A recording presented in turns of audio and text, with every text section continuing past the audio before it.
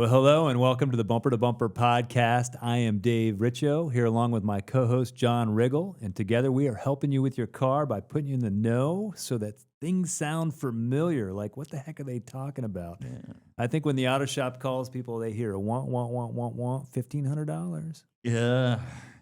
So we're trying to move you past that and maybe cover some topics that you feel more comfortable when someone calls you. You can do a little research, find us, understand the situation in layman's terms, and it's hard for us not to dive too deep into the technical. Probably more so for John because he understands the technical than for me. I understand more of the broad brush kind of stuff.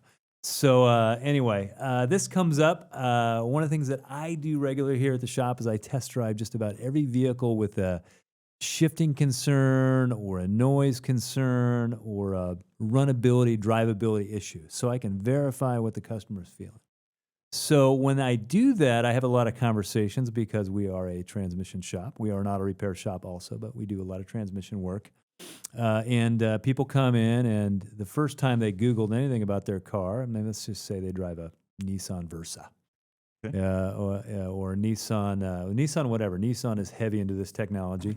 Yeah. Altima, Pathfinder, You name it. you name it. Yeah, the newer stuff, they're real thick with them. So you've got a vehicle with 110,000 miles on it, and you're at the transmission shop, and you're like, "Hey, well, I was at home and I was Googling it, and apparently these cars have a CVT transmission in them, and they're not that good." And so CVT, what the heck is a CVT transmission? Stands for continuously variable transmission. I think that's what it is.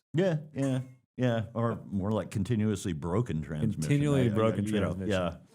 So CVTs, and I don't know that they're as bad as we make them out to be. And here's the reason why. I mean, they certainly, the reason why is they're different.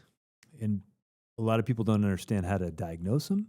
Mhm. I think they get misdiagnosed Mhm. in some cases. They just don't, it's just a black box. It's different. So, and they just feel like when you drive them, the earlier versions, they felt like they were slipping all the time. All the time. That was Felt terrible. biggest complaint with them, and they were horrible. Yeah.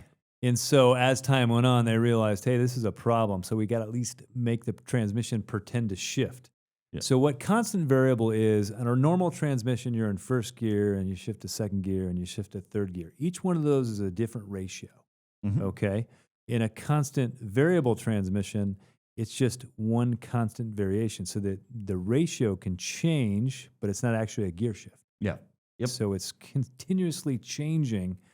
So that's why it does feel like it's shifting, and they rev different, and they feel different, and they drive different, and they never feel great. Well, they've made them work better over the years. Mm-hmm. I mean, it's a technology. The first place I think it showed up in the United States was in the 80s with Subaru and the Justy. You remember that car? Yeah, I remember. That thing, the Subaru Justy, is where it showed up. And Subaru actually uses CVT pretty heavily now. I think it's almost in everything. Yeah. Across the board.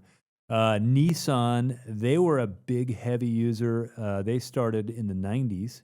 Yeah. Was it? Yeah, 90s. Yeah. And they went across the board quicker than anybody. So they have the most of them. So people relate Nissan and CVT together. Yeah. And they had definitely some bad years and some learning curve. Oh yeah. For sure. But I don't think we tend to work on more CVTs than the other stuff. There's a lot of them on the road. There's an awful lot of Nissan Versas out there. Yeah, and that's where it all gets kind of skewed. You have to consider, what market share is for these. So, when we say Nissan's got a pretty good Big market share. There's a lot of them out there. So we see a lot of them.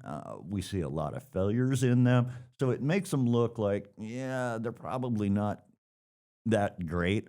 But, relative to the Subarus and Toyotas we see in here, not near as many catastrophic failures. We fix a lot of the Subaru CVTs. Fix them, repair them. We don't have to replace them. Yeah, valve bodies and solenoids. Yeah, we do a lot of those. The Nissans are almost always catastrophic failures. Yeah, there is you there is know, a lot it's- of need, but we do still fix them, and that's the one we fix a thing. few of 'em, yeah, Because yeah. people call their auto shop and say, "Hey, my Nissan needs it's having an issue," and the guy goes, "Oh, it sounds like a transmission. You got to replace it. It's gonna be $8,000." Yeah, That's yeah. a common one. The lady that I test drove with yesterday, that's exactly what she Yeah. got from the Nissan dealership. Yeah. She's like, "Well, did you even check anything? You know?" And they're so quick to just Oh yeah. want to replace them. But we had a Yeah. Pathfinder here, and well, actually, we had two Yeah. within the last couple months that Mhm. came in, and with the codes it's set. We pull the transmission pan off, we pull the valve body off, we shoot a bore scope up in the transmission, get a look at the chain and the pulleys, and if they look good, we put a valve body on it and send it down the road. Yes. Yeah, And it's not $8,000. Yes. Yeah. So they are fixable. Sometimes we can pull them out, put bearings in them, put valves in them, that kind of stuff, and Oh, yeah. fix them. A lot of times they do have to be replaced. I mean, we've had them in here where the people thought the CVT was bad, and somebody diagnosed it that, and it wound up being like a torn inlet air boot. Fluid levels on them, it's tough to get fluid levels right for some of these without having the correct tools. I mean, we've got a special dipstick for the, I don't know, like $285 dipstick for the Yeah, we do. the Nissan Just so you can check it. CVTs. That thing you can check it at different temperatures yeah. and whatnot. Mhm. But this is the good point. This is where tunnel vision happens. Yeah. Okay, and this happens at technicians. Is you take your car into the dealership and they immediately condemn that transmission because there are common failures on the thing. Yep. Well, that transmission may not be bad. It may be a fluid level problem. Yep. Fluid level could be off, Yep. and because it's like I say, you don't replace an engine because you need a new spark plug, right? Yeah. You replace yeah. a spark plug. Yeah. Well, same thing. You don't replace a transmission because you needed a quart and a half of fluid. Yeah. So, but what's happening is fluid levels are hard to set. Maybe not such an issue in the summertime, but fluid changes summer to winter Mhm. as far as the level. Mhm. So the fluid level's off, needs a transmission because it's a Nissan. Everybody knows those things are just terrible. Yeah. And I don't think they're that bad. Yeah. So they put a transmission in. Well, they get the new transmission, they get the right amount of fluid in there. The problem is solved, but you spent a lot of money you didn't have to spend because someone didn't know what they were doing when it came to a CVT transmission. Yeah. Yeah. So that's a lot of what I see. I mean, we had a weird Nissan in here not too long ago. It was a taillight bulb. Oh yeah. Yeah. I Yeah. remember that guy called. He's like, "How much for a transmission?" I have no idea, man. Yeah. Bring it in. Let's check it out. How much? How much? And so anyway, he ends up bringing it in. Yeah. And he was really persistent. And what did you find? A bad connection, and left rear tail light is setting trans range sensor codes. The things feed back through the when you put them in reverse, they'll feed back through the backup lights. If the grounds are no good for the lamp assemblies, then it'll feed back, and it confuses the range sensor, sets a trouble code, and puts the transmission into limp-in mode. Fail-safe It's like, mode. Yeah, and it's like, needed a bulb, Needed a bulb, right? So Yeah. you could get a transmission because you needed a taillight bulb. Yeah. That's going to be one where somebody's going to be scratching the head because they're going to call you and they say, "I need a transmission, but $8,000." You're going to put it in there. They're going to have the same problem. Yeah. And you'd be like, "I just spent $8,000 and my car didn't go very long before it did it again." So that's some of the trouble you run into when you see a pattern failure on a car. Mm-hmm. Is that people immediately go there. Yeah. And instead of still doing the diagnostic work that it takes. I mean, there is a checklist and a protocol. We follow our protocol. It keeps us from making mistakes. Mm-hmm. Is that, and I'll say this, and this is kind of getting off the CVT topic, but transmissions in general. Number one on any diagnostic flow chart is what?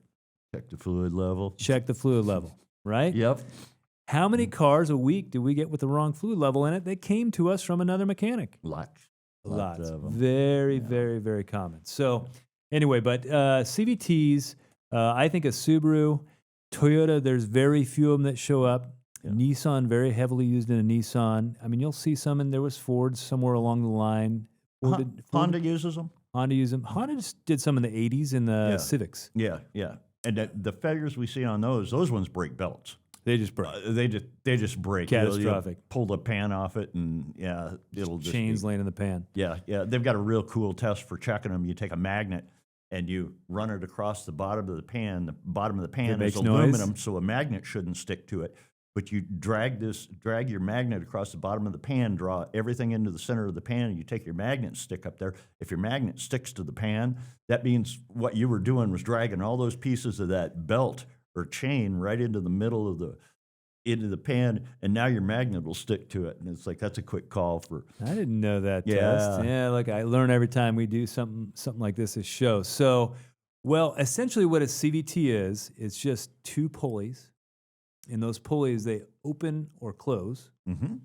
And there's a chain that runs around those pulleys. And the more you open one, chain drops further in, changes the ratio. So you're going to open one up at the same time you're going to close one in. Mm-hmm. So one opens, ratio changes, one closes. Mm-hmm. So constantly those things are opening and closing. Yeah. And they were really went to CVTs for fuel efficiency. Yeah. So they could run that motor at the sweet spot where it's the most fuel efficient. Yeah. So they're trying to just wring every little piece of fuel economy out of these cars. And so CVTs is what we've seen a lot of people go to. Mm-hmm. CVTs, they don't work good in heavier vehicles, so you're not seeing them in trucks so much. Hardly at all, really. I can't think of a truck that has a CVT in it. Biggest SUVs would be like a Murano. Pathfinder, Murano, that kind of thing. Yeah. So in the trucks, they've gone the opposite direction. They put 10-speed transmissions in them to do somewhat the same thing. Yeah. That's the idea, is to maximize fuel mileage, keep your engine RPM in the ideal range, and that's the goal. Unfortunately, with CVTs, and the one thing we find with the Nissans, heat tears them up. We're in Arizona. Yeah. Heat tears them up. And the other thing I would say, fluid changes. Yeah. Because it literally is a chain running on a couple of steel pulleys, steel chains, steel pulleys. Mm-hmm. It's metal contact the entire time. Yeah. So I think what causes the failures is that metal debris ends up in the valves Mm-hmm.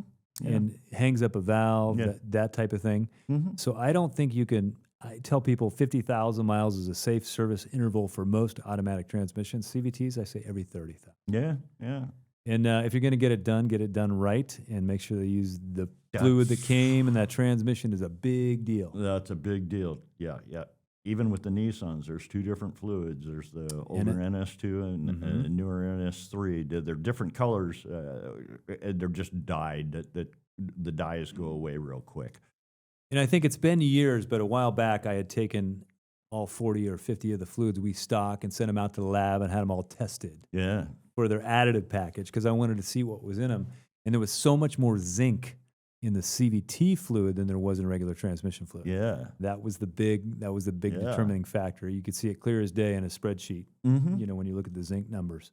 Yeah. So anyway, but CVT transmissions, and when I say they're not as bad as people say they are, is that I'm seeing some of these other auto manufacturers where they got transmission failures at 80 to 120,000 miles. Mm-hmm.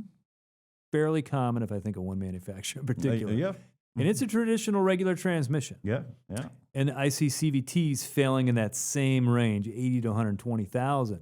Yeah. Not to say we had one come in the other day with 300,000 miles. Yeah.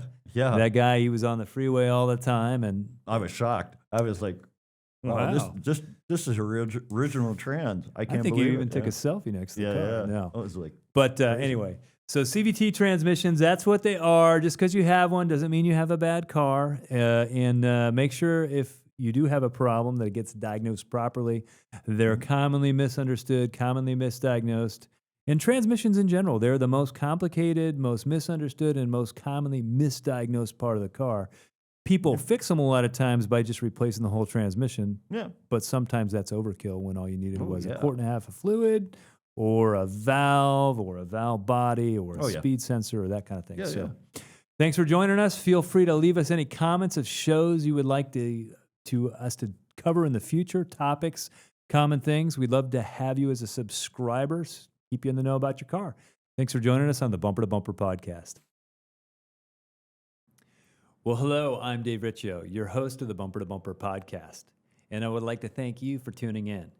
If you want one of your car questions to be answered on our podcast, tap the link in the description for a chance to have your question featured. And while you are there, we would love for you to like and subscribe to see more Bumper to Bumper podcasts in the future.